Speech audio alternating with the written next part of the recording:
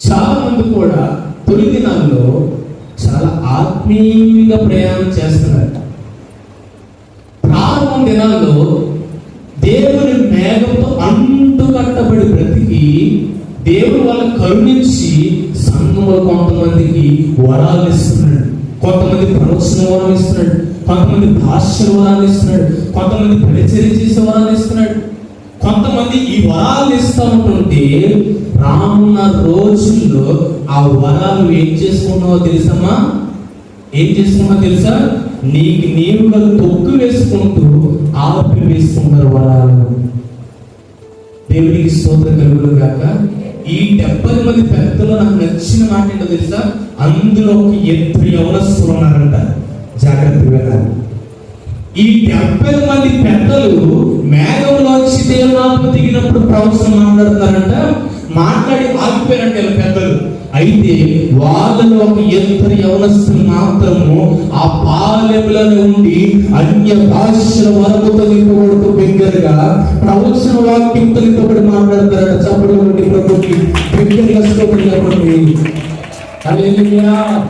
ఈ యవనస్తులు ఎప్పుడు మాత్రం నిలబడి ప్రవచనం చేస్తూ ఉంటుంటే అయ్యారు పాలెంలో 68 మంది పెద్దలాగిపోయినట్టు ప్రవచించడం.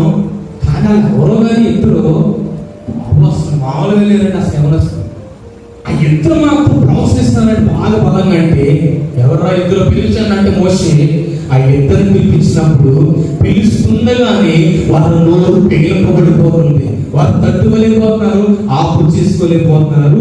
ఆత్మదేవుడు వాళ్ళ వర్షము తీసుకొని మోషే ఎదుట కూడా ప్రవచన వాక్యాలు మాట్లాడగలిసారు. హల్లెలూయా.